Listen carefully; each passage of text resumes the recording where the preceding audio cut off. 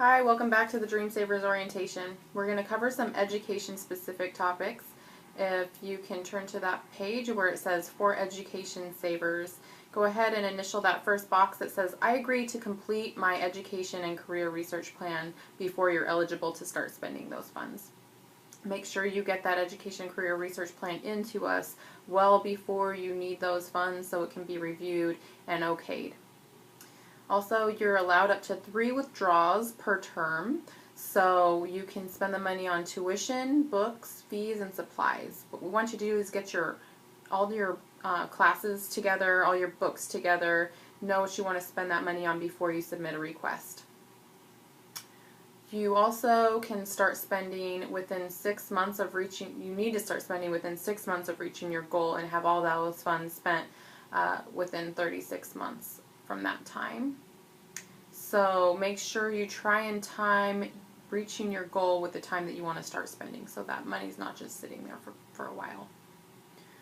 If you're an out-of-state student, we need to see proof of Oregon State residency every time you submit a request. That can be an Oregon driver's license, and that way we can verify that you have maintained your residency here.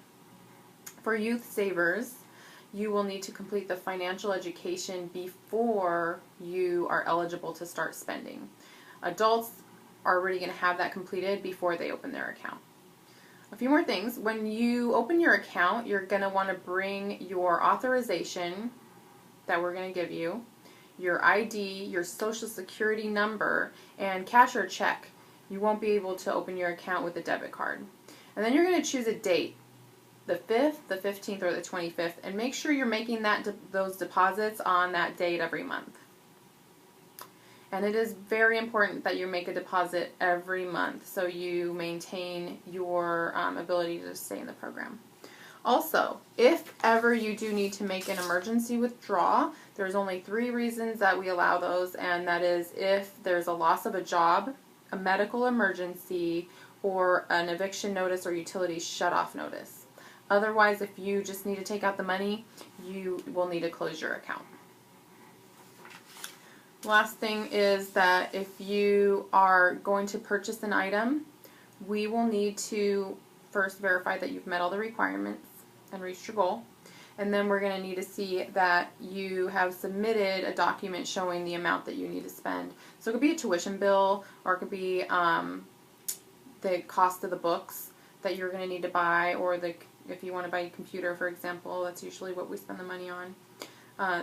We will then send you an authorization to withdraw your portion of the funds from your account. So say there's a $100 book that you need to buy. We're going to send you an authorization to go get out $25 from your account. You will then show us that check, and at that point we're going to provide the match check. So there will be $75 from us plus your $25, and then both of those checks will go to the school bookstore, for example. And then we will need to see a receipt showing that those funds have been applied.